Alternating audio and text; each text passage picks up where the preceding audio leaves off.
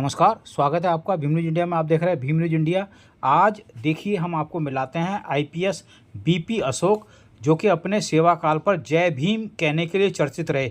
देखिए Bhim news India के साथ इंटरेक्शन में उन्होंने क्या कुछ कहा। पूरा ये प्रयास कर रहे हैं कि इस देश के अंदर किसी तरह से वर्ण व्यवस्था लागू हो जाए और जो लोग पूंजी के आधार पर, जाति के आधार पर इस देश पर राज करते रहे हैं, सभी स्रोतों पर कब्जा जमाए बैठे हैं, उन पर कोई आँच ना आए और जो गरीब हैं, कमज़ोर हैं, scheduled caste, scheduled tribe, OBC हैं, माइनॉरिटीज़ के लोग हैं, उनके अंदर तक ताकत ना पहुंच पाए। और जब भी ऐसा कोई व्यक्ति आता है, संपन्न होकर के अमीर हो जाए या किसी अच्छे पद पर बैठ जाए, तो वो तिलमिला उठते हैं। और जरा सी बात भी उनका ये कहना है कि हमको इनकी जो जरा सी चीज़ें हैं वो आहत कर जाती हैं। अगर आहत करने वाली बात है तो गवई साहब के जो बिरादरी के लोग हैं, गवई साहब के जो पूर्वज हैं, कितने बार उनकी जो भावनाएँ हैं आहत हुई होंगी। क्या हमारी भावना आहत नहीं होती जब किसी कथावाचक को आपने पेशाब पिला दिया, किसी के ऊपर पेशाब छिड़क दिया, और कहीं अभी जो कुशवाहा लड़का है उसको पेशाब पिलाया, और जगह जगह आप मार रहे हैं जान से, लोगों को मजबूर कर रहे हैं आत्महत्या करने के लिए। तो भावना हमारी भी तो आहत होती है। भारतीय संविधान इसलिए नहीं बना, भारतीय संविधान इसलिए बना है कि ये लोकतंत्र आगे चले और सफलता से चले और हिस्सेदारी के आधार पर चले। तुम्हारा हिस्सा तुम्हारा हिस्सा रहे, हमारा हिस्सा हमारा हिस्सा रहे, तुम्हारा सम्मान तुम्हारा रहे, हमारा सम्मान हमारा रहे। हम तुम्हारा सम्मान करेंगे, तुम हमारा अपमान मत करो, अत्याचार मत करो। आज पूरे देश के अंदर ये हाल है कि 70,000 अत्याचार SC ST पर हर साल होते हैं। महिलाओं पर भी बहुत अत्याचार होते हैं, तो उन पर किसी का ध्यान नहीं आता है। वो सिर्फ इसी बात के ऊपर ध्यान दे रहे हैं लोग बाग कि किसी तरह से शराब की दुकानें ज़्यादा बढ़ जाएं, स्कूल बंद हो जाएं, और जो इनका एम्पावरमेंट हुआ है वो एम्पावरमेंट ख़त्म हो जाए, और हर अमीर आदमी को, इनकम टैक्स पेयर को, जो भी आया है, निचले तबकों से आया है, गरीबी से आया है, शेड्यूल्ड कास्ट से उठ कर के आया, भले ही आरक्षण के बहाने आया हो, उसके आधार पर आया हो, उस व्यक्ति से ईर्ष्या ज़्यादा होती है और उसके साथ षड्यंत्र भी करने लगते हैं सभी लोग। और ये देश बाबा साहब डॉक्टर अम्बेडकर ने कहा, यहाँ पर ग्रेडेड इनइक्वालिटी है। तो हर आदमी अपनी जाति का, जिसको लगता है कि मेरे जो जाति के विशेषाधिकार हैं उसका आनंद मैं लेता रहूं, उसको दिक्कत तभी होती है जब उसको अन्याय होता है उसके साथ, अदरवाइज़ वो उसमें आनंद लेता रहता है। तो जाति के खिलाफ कानून बनना चाहिए। और इसमें सॉल्यूशन की बात जहां तक आती है, सॉल्यूशन तो निश्चित रूप से संसद से होगा और जो प्रतिनिधि चुनाए जाएंगे उन्हीं से होगा।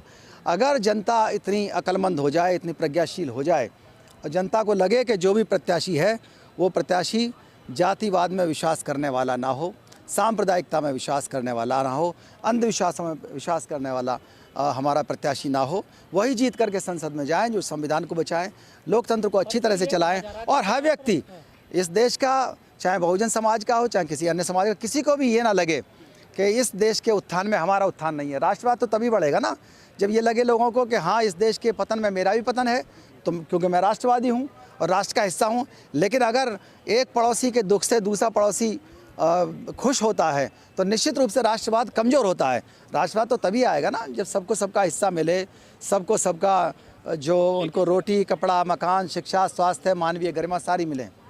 लेकिन सर, आपने देखा कि जो जज साहब की टिप्पणी थी उसके बाद से उन पर किस तरह से मीम्स बनाए गए, कथावाचक जो उनको धमकी दे रहे थे। कहा जा रहा है सनातनियों का जो है अपमान किया उन्होंने। कोई अपमान नहीं किया गया। अगर कोई ये मानता है, किसी का विश्वास है कि हमारे लिए कोई, हमारी आस्था इस बात में है और कि सर्वशक्तिमान है कोई, तो निश्चित रूप से अगर दूसरे आदमी ने कह दिया अगर वो सर्वशक्तिमान है तो उनको मान लो सर्वशक्तिमान, वहाँ भी प्रेयर करो। तो इसमें अपमान की क्या बात है, इसमें बुरा क्यों माना? आप तो खुद ही कह रहे हो ना कि हमारा सर्वशक्तिमान सब कुछ कर सकता है। जब आप खुद कह रहे हो और फिर उसको नहीं मान रहे, तो उसमें कोई ऐसी टिप्पणी नहीं है। राकेश किशोर, उसका कहना है कि मैंने कुछ नहीं किया, सब भगवान ने कराया है। नहीं, वो तो धमकी दे रहे हैं, हम दोबारा भी करेंगे, तो उनके खिलाफ तो कार्रवाई होनी चाहिए ना। वो तो NSA की और UAPA की कार्रवाई होनी चाहिए ऐसे लोगों के खिलाफ। सर, CGI से आपने तो माफ कर दिया है, कोई कार्रवाई नहीं। देखिए, ये देश जो है बटा हुआ थानों में, तहसील में, जिलों में। ये जिम्मेदारी कि अगर हमारे यहाँ कोई गलत काम हो रहा है वो थाने वालों को भी सुनना चाहिए, उसमें FIR करके उनके खिलाफ कार्रवाई होनी चाहिए। और क्योंकि इससे पूरे देश के समाज को आपने 2 हिस्सों में बांट दिया, एक संविधान विरोधी हैं और एक संविधान समर्थक हैं, तो निश्चित रूप से ये आपने लोकतंत्र के साथ खिलवाड़ किया है, समाज के साथ खिलवाड़ किया है। आईपीएस ने सुसाइड किया है और जातिगत उत्पीड़न का आरोप लगाया है तमाम अधिकारियों को, कैसे देखते हैं? देखिए, जो अधिकारी और जो भी संवैधानिक पद पर बैठ कर के लोग बाग अत्याचार करते हैं, उसका अब उन्होंने रूप बदल दिया है। पहले रूप ये था कि अकेले खेत की मेड़ पे मारते थे, घर में घुस कर के मारते थे, लेकिन पढ़ने लिखने के बाद जब लोग अधिकारी हो गए, उनके खिलाफ जांचें की जाती हैं, उनका एसीआर ख़राब किया जाता है, उनके मेडल रोके जाते हैं, उनको सज़ा दी जाती है, उनकी नौकरी से बर्खास्त किया जाता है, उनकी अनिवार्य सेवा से हटाया जाता है अनिवार्य रूप से, उनको इतना परेशान किया जाता है कि नौकरी छोड़ के भाग जाएँ, उनके तबादले गलत जगह पर किए जाते हैं, मियाँ बीवी के तबादले कर देंगे 500 किलोमीटर दूर। तो इस तरह के उत्पीड़न के नए नए रूप आ गए हैं और निश्चित रूप से इन उत्पीड़नों पर SC/ST आयोग को भी संज्ञान लेना चाहिए, सुप्रीम कोर्ट को भी संज्ञान लेना चाहिए और जाति के खिलाफ कानून बनाना चाहिए। अभी हाल ही की बात है, 16 सितंबर को जस्टिस विनोद दिवाकर साहब ने बहुत अच्छा आदेश किया है, जिसके अंदर 4 चीज़ें दी हैं, 2 रिकमेंडेशन दी हैं। एक तो जो गाड़ियाँ हैं MV एक्ट के तहत जो चलती हैं, उन गाड़ियों के ऊपर जातियों के नाम न लिखे जाएँ। दूसरी चीज़ है जो डायरेक्शन दी है, उसमें है कि जो केसेस रजिस्टर होते हैं उसमें एक्यूज्ड का और कंप्लेनेंट का जो जाति है वो ना लिखी जाए। जो जाति को महिमा मंडित करने वाली चीज़ें सोशल मीडिया पर होती हैं, कोई कहता है कि मैं जाति का A हूँ, मैं जाति B से हूँ, तो ये सब बंद हो जाए। जातियों के नाम पे सेना हो, ये सारी चीज़ें बंद होनी चाहिए। ग्लोरिफिकेशन ना हो। जाति इस देश के लिए समस्या है, वो कोई समाधान नहीं है। समाधान है हिस्सेदारी, समाधान है संविधान, समाधान है लोकतंत्र। सर, आईपीएस जो सुसाइड किया है उन्होंने, उस मामले में SC/ST एक्ट में भी FIR हो गई है दर्ज, उसके बावजूद भी किसी की गिरफ्तारी नहीं हुई है। तो क्या ऐसा भी होता है कि SC/ST एक्ट में मुकदमा होने के बाद भी गिरफ्तारी ना हो? ना, गिरफ्तारी होनी चाहिए। चारों तरफ से धरना प्रदर्शन चल रहा है, सभी लोग आ रहे हैं, बिल्कुल गिरफ्तारी होनी चाहिए। 6 दिन हो गए हैं, डेड बॉडी का पोस्टमार्टम नहीं हुआ है। उनकी पत्नी इस बात पर अड़ी हुई है कि गिरफ्तारी होनी चाहिए। देखिए, जो लॉ कहता है, जो कानून कहता है, उसका पालन होना चाहिए। गिरफ्तारी भी होनी चाहिए और निश्चित रूप से विवेचना के बाद में जो भी पाया जाता है, विवेचना के बाद में हर मुकदमे के 3 हश्र होते हैं और वो करने के लिए जो विवेचक है और विवेचक के जो ऊपर बैठे होते हैं वो लोग हैं, उसमें FR भी होती है, कई बार एक्सपंज भी होता है और कई बार चार्जशीट लगती है। तो वो तो विवेचना के बाद की बात है, लेकिन जो SC/ST एक्ट की भाषा है, जो उसके अंदर संदेश है, उसमें गिरफ्तारी होनी चाहिए। सर, एक आम चर्चा हो रही है कि एक IPS को न्याय नहीं मिल रहा है, तो एक आम दलित की क्या स्थिति होगी समाज में? देखिए, जातिवाद के रहते हुए जब तक कि जाति के खिलाफ कानून नहीं बनता, बाबा साहब डॉक्टर अम्बेडकर ने किताब लिखी थी एनाइलेशन ऑफ कास्ट, और हम मांग करते हैं हमारे NGO भी कि एनाइलेशन ऑफ कास्ट एक्ट पारित हो, जिसमें जिस तरह नोटबंदी हुई थी उसी तरह जातिबंदी हो। कोई भी आदमी सड़क पर चल रहा हो, चाहे यात्रा कर रहा हो, चाहे वो व्यक्ति अपने दफ्तर में बैठा हो, सारे सरनेम हटाए जाएं। जाति पूछना, जाति बताना, जाति का महिमा मंडन अपराध होना चाहिए।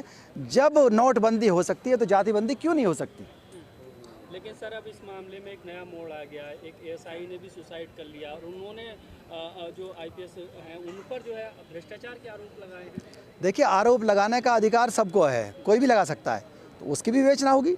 निश्चित रूप से मुकदमा उसमें भी काम होगा, जो भी चीज़ें हैं। जिस तरीके से CGI पर जूता फेंका, उसके बाद X पर लगातार लोग वकील के समर्थन में उतर रहे, तो उससे कैसे देख रहे हैं? देखिए, जो जातिवादी लोग हैं वो संविधान समर्थकों के खिलाफ रहते हैं और वो हमेशा से, चाहे वो मंत्री रहे हों, चाहे मुख्यमंत्री रहे हों, उनको भी गालियाँ दिया। जो भी आए हैं शेड्यूल्ड कास्ट से और बैकवर्ड से लोग आए हैं, पहले भी लोगों ने कहा कि भाई जाइए और हल चलाइए, नाई का काम करिए। जो OBC से गए और जो शेड्यूल्ड कास्ट के लोग गए, किसी को कहा कि तुम भैंस चराओ या नाई का काम करो, तुम्हारा काम संसद में जाना नहीं है। बहुत से लोगों ने कहा ये लोग संसद में जाके क्या करेंगे, फ्रीडम स्ट्रगल जब चल रहा था। तो निश्चित रूप से उन लोगों को जिन्होंने कब्जा कर रखा है, जिन्होंने एकाधिकार कर रखा है, उनको ये बर्दाश्त नहीं है कि किसी भी तरह से इन लोगों को आरक्षण के आधार पर सीटें मिले। दिक्कत तो लड़ाई सारी की सारी आरक्षण से है। आरक्षण रिप्रेजेंटेशन है। हम इस देश के अंदर पैदा हुए, इस देश के अंदर हम सेवा कर रहे हैं, इस देश की मिट्टी में, कि वो हमारे बाप का भी है, तुम्हारे बाप का भी है। तुम भी अपना हिस्सा लो, हम भी हिस्सा लो। जाति जनगणना जल्दी से कराओ, हो जाए हिस्सा सबका। एक तरफ तो मोदी जी RS के 100 साल पूरे होने पे सिक्का निकालते हैं और वहीं दूसरी तरफ ऐसे मामले सामने आ जाते हैं, उसे कैसे देख रहे हैं? देखिए, देश के अंदर जो राष्ट्रवाद की बात कर रहे हैं लोग बाग, भारतीय संविधान में कोई ऐसी व्यवस्था नहीं है कि कोई भी देश को अपनी जाति के ऊपर आधारित चलाए या धर्म के आधार पर चलाए।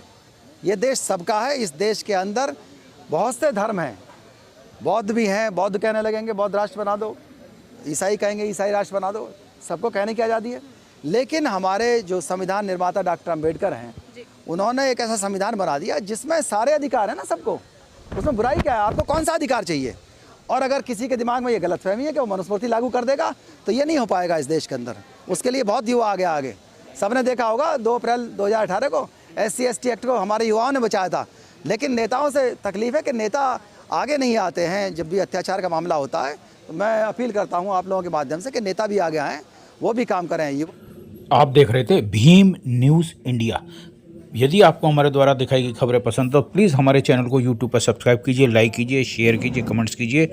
भीम न्यूज़ इंडिया के फेसबुक पेज, ट्विटर और टेलीग्राम पर भी आप अपना कमेंट्स कर सकते हैं। बने रहिए हमारे साथ, देखते रहिए आपका अपना लोकप्रिय चैनल भीम न्यूज़ इंडिया। आपका बहुत बहुत धन्यवाद।